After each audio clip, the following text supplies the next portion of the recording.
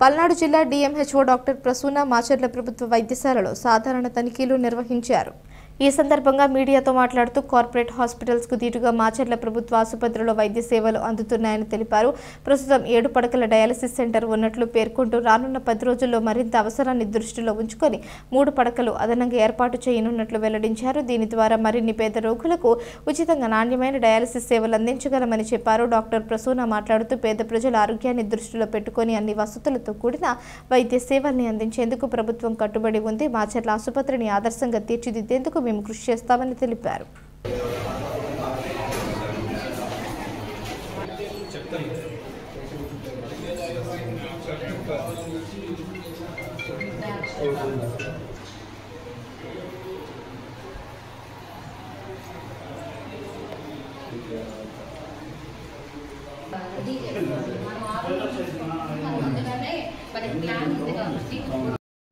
Deliveries నాకు ఎందుకంటే last 2 monthsలో మాచర్లలో ఒక మెటర్నల్ డెత్ మీకు కూడా తెలిసే ఉంటుంది. అబార్షన్ కేసు వాళ్ళు ఫస్ట్ రాఘవేంద్ర హాస్పిటల్కి వెళ్ళారంట.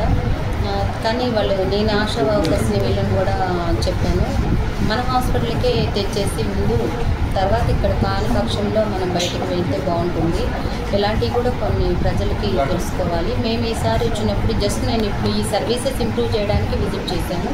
నెక్స్ట్ టైం వచ్చినప్పుడు ఈ ఊళ్ళో ఉన్న పెద్దలు కానీ కొంచెము సెలబ్రిటీస్ కానీ కొంచెము మహిళా మండల్స్ కానీ ఇలాంటి వాళ్ళతో ఒక ఓపెన్ మీటింగ్ పెట్టుకొని ఈ సర్వీసెస్ ప్రజలకు ఎలా ఇవ్వాలి ఏంటనేది మనము ఇది ప్లాన్ చేస్తున్నాం. కొంచెం అన్నీ ఏర్పరచుకొని ఇదిగో ఇవన్నీ ఉన్నాయి, మీరన్నీ యూజ్ చేసుకోండి ప్రపోజల్ అయితే పెట్టేస్తున్నాం. ఎందుకంటే బికాజ్ ఇక్కడ వర్క్ బాగా జరుగుతుంది, ఫ్లోటింగ్ ఉంది, ప్లస్ ట్రైబల్ ఏరియాలో మనకి సర్వీసెస్ కావాలి. తర్వాత అలాగే మనకి అబీమ్ స్కీమ్ అంటే Ayushman Bharat national health programme కింద గవర్నమెంట్ ఆఫ్ ఇండియా నుంచి మనకి NHM ఫండ్స్ తోటి ఇక్కడ మీకు బర్త్ వెయిటింగ్ స్పేసెస్ కూడా కన్స్ట్రక్షన్ జరిగింది.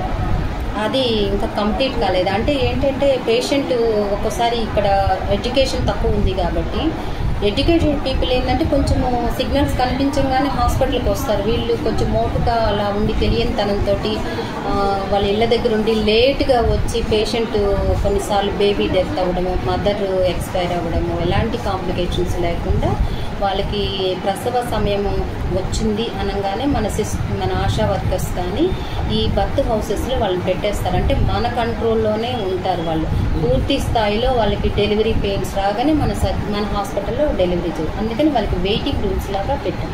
మనం ఒక రైల్వే స్టేషన్లో వెయిటింగ్ రూమ్స్ ట్రైన్ కోసం ఎలా వెయిట్ చేస్తామో అలా ఈ బర్త్ వెయిటింగ్ రూమ్స్ ఏంటంటే ఈ పేషెంట్స్ ఆ వెయిటింగ్ రూమ్స్లో ఉండి ఎప్పుడైతే వాళ్ళకి డెలివరీ ప్రాసెస్ స్టార్ట్ అవుతుందో వెంటనే మన డెలివరీ చేసేస్తాం. అంటే ఇంటి దగ్గర ఉమ్మనీరుకోవడం కానీ బ్లీడింగ్ అవ్వడం కానీ అలాంటివి వచ్చి వాళ్ళు మన దగ్గరకు వచ్చి సర్వీసెస్ అందేలోపు ఏదైనా ప్రమాదం జరగకుండా కూడా దాన్ని చేసేటట్లుగా మనం దాన్ని తీసుకున్నాము. అలాగే డయాలసిస్ సెంటర్ అనేది ఇక్కడ బాగా నిర్వహిస్తున్నారు. పేషెంట్ సాటిస్ఫాక్షన్ కూడా నేను అడిగాను, బాగా జరుగుతూ ఉంది.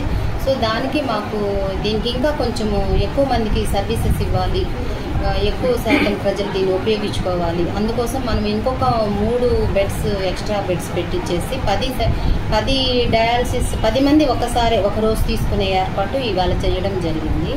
అలాగే అది రాబోయే కొద్ది రోజుల్లో మనకి ఇక్కడ హాస్పిటల్లో ENT డాక్టర్, చెవి ముక్కు గొంతు డాక్టర్ ఉన్నారు, కంటి డాక్టర్ ఉన్నారు. కానీ మనకి థియేటర్స్, సర్జికల్ ఫెసిలిటీస్ తక్కువ ఉన్నాయి. దానికి మనం CSR ఫండ్స్ నుంచి ఆల్రెడీ అది ప్రాసెస్లో ఉంది. వితిన్ 2 months మనకి థియేటర్కి సంబంధించినవి అన్నీ వస్తాయి. ఆ 2 థియేటర్స్ కూడా అంటే మనం వస్తువులు తెచ్చినా అక్కడ మనకి ఫెసిలిటీ ఉందా లేదా చూడటానికి ఇన్స్పెక్షన్కి వచ్చాయి ఈరోజు. సో మనం అవన్నీ ఆ ఇన్స్ట్రుమెంట్స్ అన్నీ వచ్చిన తర్వాత మీకు ఇక్కడ క్యాటరాక్ట్ సర్జరీస్ కానీ ENT సర్జరీస్ కానీ కూడా మనకి ఇక్కడ నుంచి స్టార్ట్ అవుతాయి. ఇక్కడ నుంచి అదే వితిన్ ఒక 3-4 monthsలో మనం ఇవన్నీ ప్రొక్యూర్ చేసి ఆ సర్వీసెస్ కూడా మనం ఇస్తాము. నా పర్సనల్గా ఇక్కడ ఆర్థోపెడిషియన్ ఉన్నారు, కానీ మనకి CM లేకుండా ఆర్థో సర్జరీస్ జరగవు. సో ఇంత రిమోట్ ఏరియాలో మనకి ఆ సర్వీస్ కూడా ఉండాలని నేను CM కోసం స్టేట్కి లెటర్ కూడా పెట్టున్నాను. Any chances